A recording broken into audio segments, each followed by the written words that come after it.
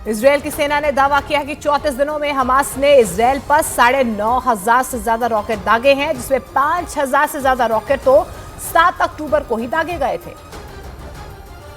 जिसके बाद इजरायल में खलबली मच गई थी। हमास के उस हमले में कई लोगों की मौत हो गई थी, जिसके बाद इजरायल ने उसे एक आतंकी घटना बताया। यही नहीं, उस घटना के बाद ही इजरायल ने हमास को खत्म करने की कसम खा ली। इजरायल की सेना के मुताबिक 34 दिनों में हमास ने इजरायल पर 9,500 से ज्यादा रॉकेट दागे, जिसमें से 2,000 से ज्यादा रॉकेट तो इजरायल ने इंटरसेप्ट कर मार गिराए थे। इजरायल की सेना के मुताबिक 12% से ज्यादा रॉकेट गाजा में ही गिर गए, लेकिन बाकी के रॉकेटों ने इजरायल में भारी तबाही मचाई।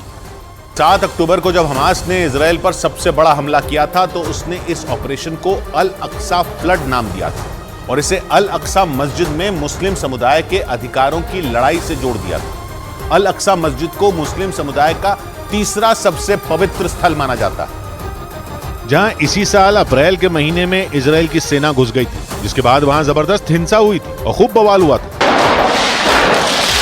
हमास ने 7 अक्टूबर को किए गए सबसे खतरनाक हमले का कनेक्शन भी इसी मस्जिद से जोड़ा था और आरोप लगाया कि अल अक्सा मस्जिद में इजरायल की पुलिस ने मुस्लिम समुदाय से ज्यादती की थी, जिसका बदला लेने के लिए हमास ने ऑपरेशन अल अक्सा फ्लड चलाया और 7 अक्टूबर को इजरायल पर उसके इतिहास का सबसे बड़ा हमला किया था, जिसके बाद गाजा इस तरह तबाह हुआ कि वहां शवों का अंबार लग गया। हमास के खात्मे की कसम खा चुकी इजरायल की सेना ने वहां की मस्जिदों को भी चुन चुन कर उड़ाया।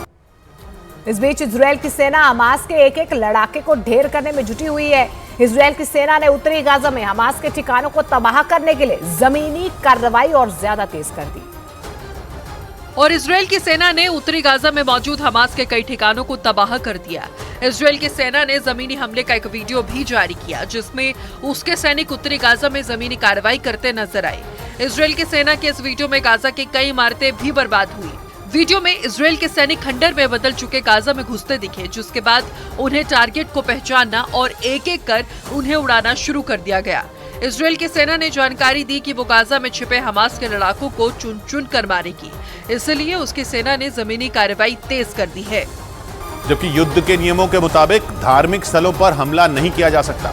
दूसरे विश्व युद्ध के बाद हुए महाविनाश के बाद जंग के नए नियम बनाए गए थे और तय किया गया था कि कोई भी लड़ाई कैसे लड़ी जाएगी, किसे मारा जाएगा, किसे नहीं मारा जाएगा। यही नहीं, यह भी तय किया गया था कि जंग के दौरान कहां हमला नहीं करना है। और उन्हीं नियमों के मुताबिक जंग के दौरान इजरायल मस्जिदों पर हमला नहीं कर सकता, क्योंकि वो धार्मिक स्थल है। और दूसरे विश्व युद्ध के बाद बने लॉ ऑफ वॉर के हिसाब से जंग में धार्मिक स्थलों को निशाना नहीं बनाया जा सकता। 1949 में जंग के लिए 161 नियम बने थे, जिन पर 196 देशों ने हामी भरी थी। और जो देश इन नियमों को नहीं मानता, उन पर वॉर क्राइम के तहत मुकदमा चलता है। लेकिन इजरायल पर वॉर क्राइम का मुकदमा नहीं चल सकता, क्योंकि इजरायल इंटरनेशनल क्रिमिनल कोड का हिस्सा ही नहीं है और इसीलिए उसके खिलाफ वॉर क्राइम के तहत मुकदमा नहीं चल सकता। लेकिन मस्जिदों पर हमला होने पर मुस्लिम देश भड़क सकते हैं। और इस बीच लेबनान के चरमपंथी संगठन हिजबुल्लाह ने एक बार फिर इजरायल पर बड़ा हमला बोल दिया है। हिजबुल्लाह ने उत्तरी इजरायल में कई रॉकेट दागे, जिसकी वजह से उत्तरी इजरायल के मैतुला इलाके में अलर्ट जारी कर दिया गया। यही नहीं, हिजबुल्लाह के हमले का पता चलते ही इजरायल की सेना ने उन पर हवाई हमले तेज कर दिए और फिर एक के बाद एक लेबनान की सीमा में मौजूद हिजबुल्लाह के ठिकानों पर कई रॉकेट दागे गए, जिससे पूरा इलाका थर्रा उठा। हिजबुल्लाह पर की गई कार्रवाई का जो वीडियो सामने आया, उसमें इजरायल की सेना उसके ठिकानों पर निशाना बनाती नजर आई। इजरायल के मीडिया के मुताबिक हिजबुल्लाह को जवाब देने के लिए इजरायल ने पहले से ही वहां पूरी तैयारी कर रखी है, क्योंकि वो ये जानता है कि हिजबुल्लाह को हल्के में नहीं लिया जा सकता। इसलिए इजरायल ने लेबनान बॉर्डर पर बड़ी संख्या में सैनिकों के साथ वहां ताकतवर हथियार भी तैनात कर दिए।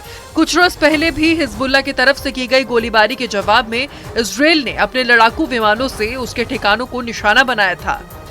इजरायल की मुश्किल बढ़ सकती, क्योंकि पहले ही वो मुस्लिम देशों से घिरा है जो हमास और इजरायल की जंग में इजरायल के खिलाफ खड़े हैं और गाजा में इजरायल के ताबड़तोड़ हमलों में आम लोगों की मौत पर भड़के हुए हैं और इजरायल के खिलाफ जंग के कई मोर्चे खुलने की धमकी दे रहे हैं। ऐसे में गाजा की मस्जिदों पर इजरायल के हमले उसकी मुश्किलों को कई गुना बढ़ा सकते हैं, क्योंकि इससे पहले से इजरायल से नाराज चल रहे मुस्लिम देशों के गुस्से की आग भड़क सकती।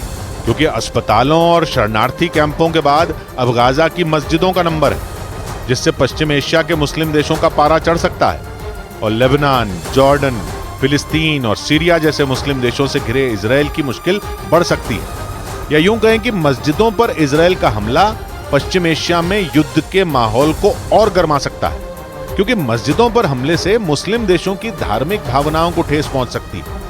वैसे भी अल अक्सा मस्जिद के मुद्दे पर मुस्लिम देश इजराइल से नाराज रहते हैं। हमास और इजराइल की जंग की जड़ ही अल अक्सा मस्जिद में हुई हिंसा को माना जा रहा है।